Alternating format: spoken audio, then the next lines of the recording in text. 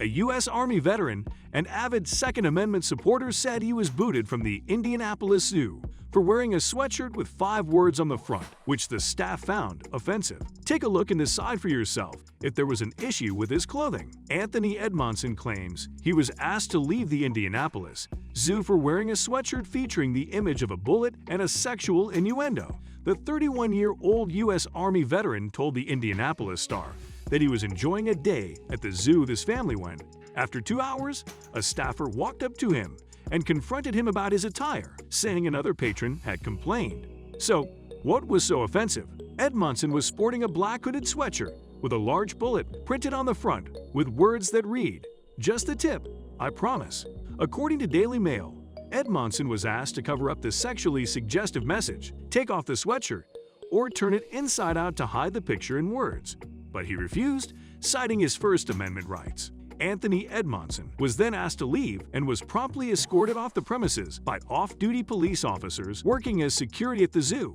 "They said they got a complaint about my shirt and asked me to remove it and I refused," he said, "because it was my First Amendment right for freedom of speech." Indianapolis Zoo spokeswoman Judy Palermo said that the zoo, a private institution not funded by the federal government, had the right to ask Edmondson to leave for violating its dress code, which prohibits visitors from wearing clothing with offensive language or graphics. The zoo's dress code is posted at the front gate, the website, and on the zoo map.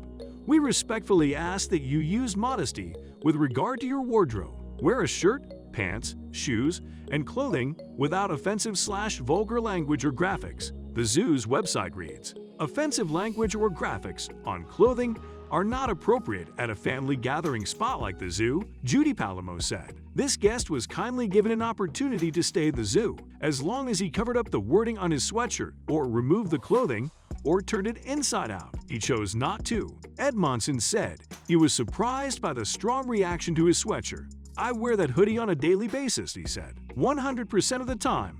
Most people think it's a hilarious joke. Somebody probably didn't understand that it was a picture of a bullet, or they're very anti-gun. Edmondson posted the photo to Facebook along with a profanity-laced message, criticizing the zoo and the person who made the complaint. The response to his post became overwhelmingly negative. "A lot of people seem to not like it," he said. "People were just so sheltered and they don't understand it. I gave up trying to understand people. Other than that, I really don't care. It's not affecting my life any. I never really cared what people thought about it in the first place." Should the zoo rethink their dress code? Did Anthony Edmondson have an appropriate response? Do you think he deserved to be kicked out of the Indianapolis Zoo over his sweatshirt? Share your thoughts with us in the comments.